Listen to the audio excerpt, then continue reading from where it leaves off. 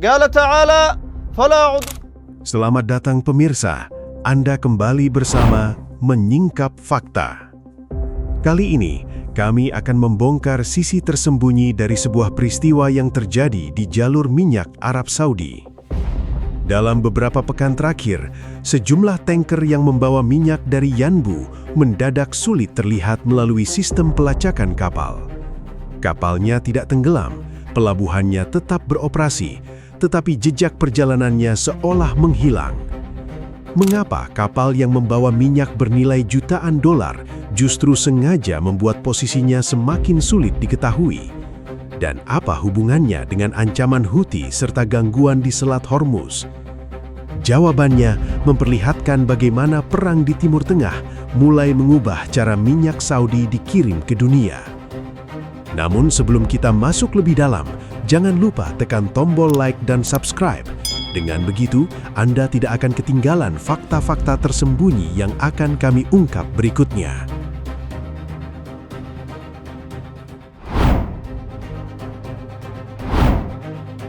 Ada sesuatu yang tidak biasa di pantai barat Arab Saudi. Pada Agustus 2026, kapal-kapal tanker masih datang ke Yanbu.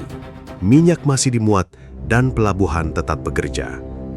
Namun perhatian dunia justru tertuju pada alasan mengapa pelabuhan di Laut Merah ini tiba-tiba menjadi jauh lebih penting dibanding beberapa bulan sebelumnya. Jawabannya berada ribuan kilometer di sebelah timur. Sejak Perang Iran mengganggu pelayaran pada 2026, Selat Hormuz berubah menjadi salah satu titik paling beresiko bagi perdagangan energi dunia. Jalur sempit ini merupakan pintu keluar utama bagi tanker yang membawa minyak dari kawasan Teluk. Pada 18 Agustus 2026, data pelacakan menunjukkan hanya 6 kapal komoditas yang melintasi Hormuz, jauh lebih sedikit dibanding kondisi normal sebelum perang. Bagi Arab Saudi, gangguan tersebut memang serius, tetapi kerajaan itu mempunyai keunggulan geografis yang sangat penting. Minyak yang diproduksi di wilayah timur tidak harus seluruhnya dikirim melalui terminal di Teluk. Saudi memiliki jaringan pipa yang memanjang melintasi daratan menuju Yanbu di pesisir Laut Merah. Melalui jalur inilah minyak dapat dipindahkan dari timur ke barat, kemudian dimuat ke tanker tanpa perlu melewati Hormuz. Keuntungan ini sangat menentukan, karena Saudi tidak perlu menunggu situasi Hormuz pulih untuk mempertahankan sebagian arus ekspornya. Selama jaringan pipa dan fasilitas Yanbu tetap bekerja, minyak dapat terus bergerak menuju laut dari sisi lain semenanjung Arab. Dalam kondisi perang, kemampuan memindahkan titik keberangkatan seperti ini menjadi perlindungan logistik yang penting bagi ekspor Saudi. Ketika jalur timur bermasalah, Yanbu pun berubah menjadi pintu keluar alternatif. Sekilas, solusi ini terlihat sempurna.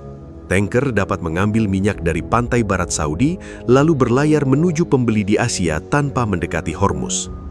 Namun, peta memperlihatkan masalah berikutnya. Untuk mencapai India, Cina, dan pasar Asia melalui rute paling langsung, kapal dari Yanbu harus bergerak ke selatan menyusuri Laut Merah.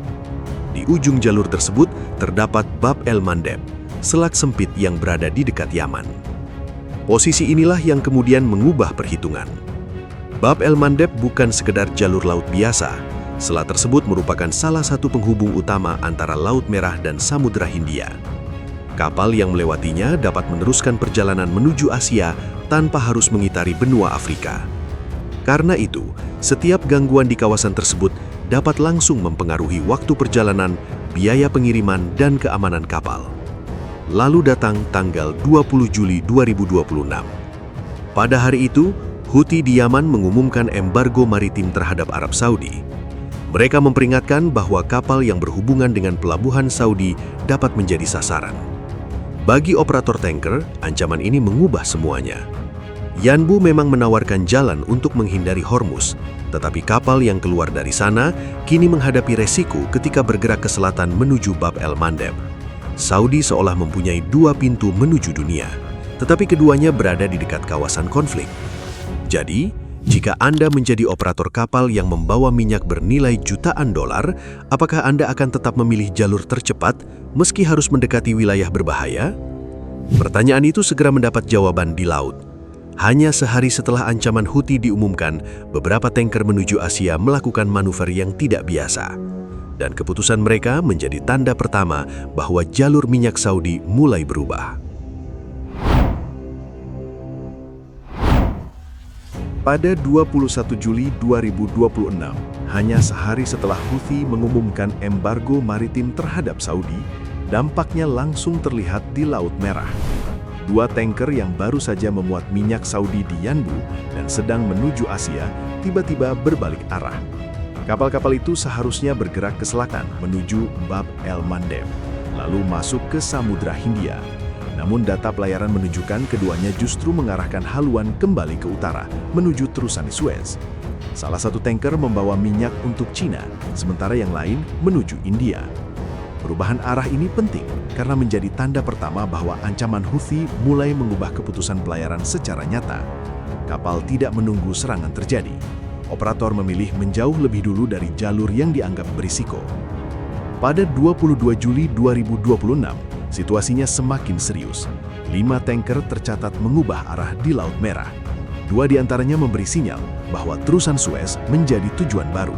Artinya perusahaan pelayaran mulai mencari jalur yang memungkinkan kapal menghindari kawasan dekat Yaman, meskipun konsekuensinya adalah perjalanan yang lebih panjang.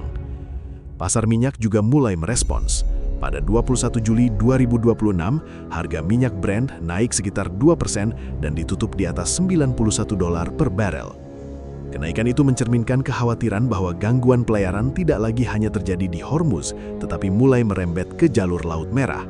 Bagi pembeli Asia, setiap pengalihan rute berarti waktu pengiriman bertambah dan kepastian kedatangan kargo menjadi jauh lebih sulit diprediksi. Pilihan tersebut tentu tidak murah. Jika minyak dari Yanbu dibawa ke utara melalui Suez, sebagian kargo dapat diteruskan melalui Mediterania sebelum mengambil jalur lain menuju Asia. Alternatif lainnya adalah memanfaatkan jaringan pipa Mesir yang menghubungkan Laut Merah dengan Mediterania. Kedua pilihan ini membuat perjalanan lebih rumit dibanding melewati Bab el-Mandeb secara langsung. Namun pada malam 22 Juli 2026, alasan dibalik kehati-hatian itu menjadi semakin jelas. Houthi mengklaim menyerang 2 tanker Saudi, Enselia dan Laila, menggunakan rusil serta pesawat nirawak. Pemerintah Saudi kemudian mengkonfirmasi bahwa Enselia terkena serangan ketika berada di Laut Merah. Bagian depan kapal terbakar. Seluruh awak dilaporkan selamat dan kapal kemudian diamankan untuk mencegah kerusakan lingkungan. Sementara itu, serangan terhadap Laila belum dapat dikonfirmasi secara independen. Bagi perusahaan pelayaran, kejadian ini mengubah ancaman di atas kertas menjadi risiko nyata di laut.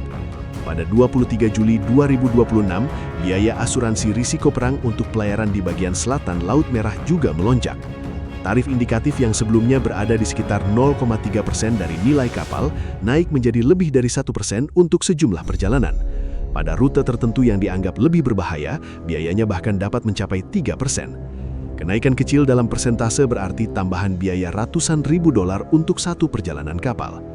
Lalu pada 28 Juli 2026, Houthi kembali mengklaim menyerang tanker lain bernama NCC Ghazal. Ancaman terhadap kapal yang berhubungan dengan Saudi kini tidak lagi terlihat sebagai kejadian tunggal. Operator akhirnya harus menghitung 3 hal sekaligus, yaitu jarak, biaya, dan keselamatan. Jika Anda mengelola tanker berisi jutaan barel minyak, apakah Anda akan memilih perjalanan cepat melalui kawasan berbahaya atau memutar jauh dengan biaya yang jauh lebih besar? Tetapi perubahan rute ternyata bukan satu-satunya strategi. Setelah akhir Juli 2026, semakin banyak tanker Saudi melakukan sesuatu yang jauh lebih sulit terlihat oleh publik. Mereka tetap berlayar, tetapi jejak digital perjalanan mereka mulai menghilang. Pada 12 Agustus 2026, analis pelayaran mulai melihat pola yang jauh lebih mencolok daripada sekedar perubahan rute. Kapal tanker yang memuat minyak dari Yanbu masih beroperasi, tetapi jejak digitalnya semakin sulit ditemukan pada sistem pelacakan publik. Penyebabnya berkaitan dengan sistem identifikasi otomatis atau AIS. Sistem ini biasanya mengirimkan informasi mengenai posisi, arah, kecepatan, dan identitas kapal. Data tersebut membantu pelabuhan, kapal lain, perusahaan pelayaran hingga analis energi mengikuti pergerakan tanker di laut. Namun setelah resiko keamanan meningkat pada akhir Juli 2026, semakin banyak kapal yang tidak mempertahankan sinyal tersebut secara terus-menerus.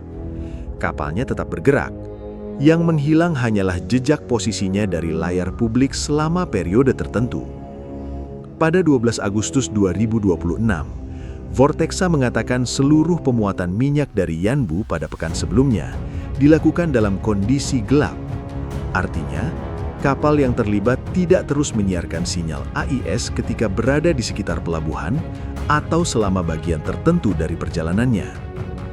Klippler menemukan pola yang bahkan lebih luas.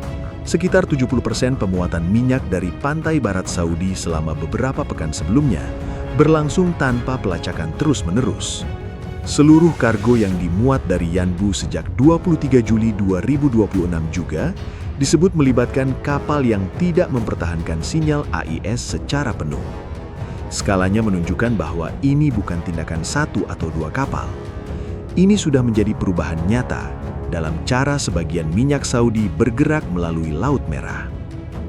Bagi operator, mengurangi jejak digital dapat membuat pihak luar lebih sulit mengetahui kapan tanker tiba, kapan minyak selesai dimuat, dan kemana kapal bergerak setelah meninggalkan pelabuhan. Setelah kapal keluar dari kawasan berisiko, posisinya dapat terlihat kembali, dan perjalanannya kemudian dicocokkan menggunakan data satelit atau sumber pelacakan lain. Tetapi langkah tersebut membawa konsekuensi baru. Perusahaan perdagangan minyak dan lembaga analisis energi sangat bergantung pada pergerakan tanker untuk memperkirakan ekspor sebuah negara. Ketika banyak kapal tidak terlihat, perkiraan volume minyak yang keluar dari Yanbu mulai berbeda cukup jauh. Untuk pekan yang dimulai 3 Agustus 2026, Vortexa memperkirakan pemuatan Yanbu sekitar 2,38 juta barel per hari. Klippler memberikan angka sekitar 1,78 juta barel per hari. Selisih besar ini menunjukkan betapa sulitnya membaca arus minyak ketika kapal tidak lagi terlihat secara konsisten. Dampak lain muncul pada transparansi pasar.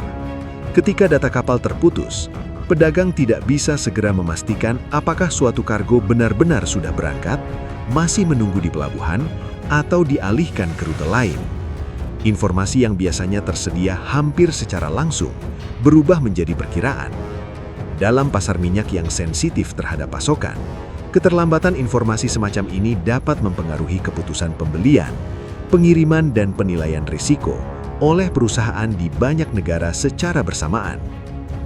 Arab Saudi kemudian semakin banyak mengarahkan pengiriman melalui jalur utara dan jaringan pipa Mesir menuju Mediterania.